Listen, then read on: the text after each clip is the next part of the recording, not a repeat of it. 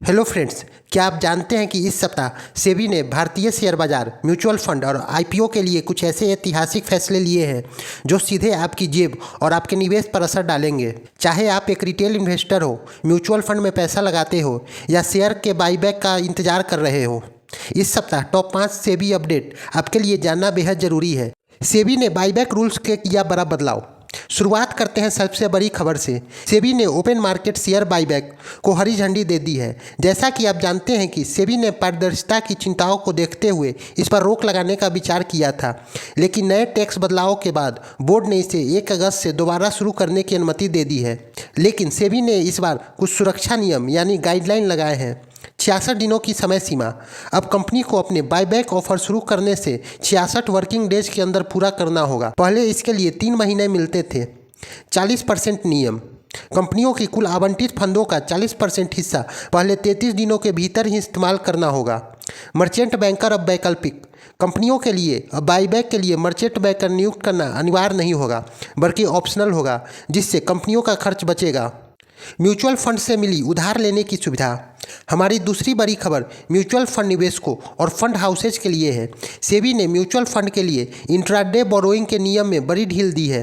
पहले fund houses केवल निवेशकों के पैसा निकालने के दबाव को संभालने के लिए एक ही दिन के दौरान लोन ले सकते थे, लेकिन अब ये सामान कैश मैनेजमेंट, अस्थायी लिक्विडिटी मिसमैच और सेटलमेंट की ज़रूरतों के लिए भी इंट्राडे उधार ले सकते हैं। सरल शब्दों में कहें तो इससे आपके म्यूचुअल फंड मैनेजर को मार्केट में कैश की कमी नहीं होने और फंड के कामकाज और सुचारू रूप से चलेगा।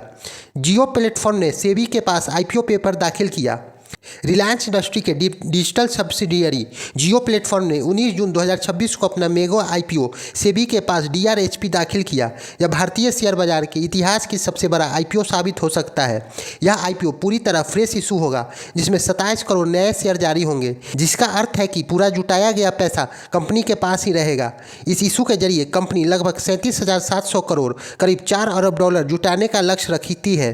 कंपनी का कुल वैल्यूएशन $100 अरब से $137 अरब के बीच आकी गई है। एसबीआई म्यूचुअल फंड आईपीओ को मिली मंजूरी।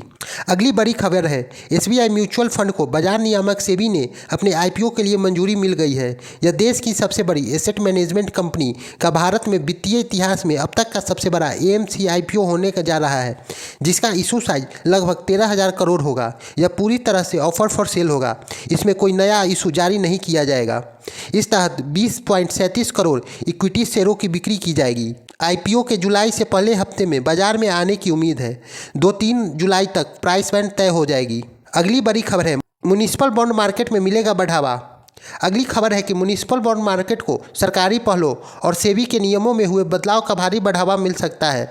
वित्त मंत्री ने 1,000 करोड़ से अधिक के बॉन्ड जारी करने वाली नगर निगम को लिए 100 करोड़ प्रोत्साहन की घोषणा की है। इसके अलावा सेबी ने खुदरा निवेशकों, महिलाओं और वरिष्ठ नागरिकों के लिए अतिरिक्त ब्याज व डिस्काउंट जैसे लाभ देने का प्रावधान किया है।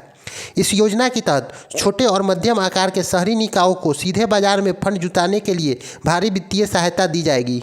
तो दोस्तों, यह थी इस सप्ताह की सेबी के सबसे महत्वपूर्ण और ऐतिहासिक अपडेट। आपको सेबी का कौन सा फैसला सबसे अच्छा लगा, नीचे कमेंट में ज़रूर बताएं। इस वीडियो को लाइक करें, अपने ट्रेड और इन्वेस्टर दोस्तों के साथ शेयर करें और शेयर बाजार में ऐसे ही ताज़ा खबरों के लिए हमारे चैनल को सब्सक्राइब करना न भूलें।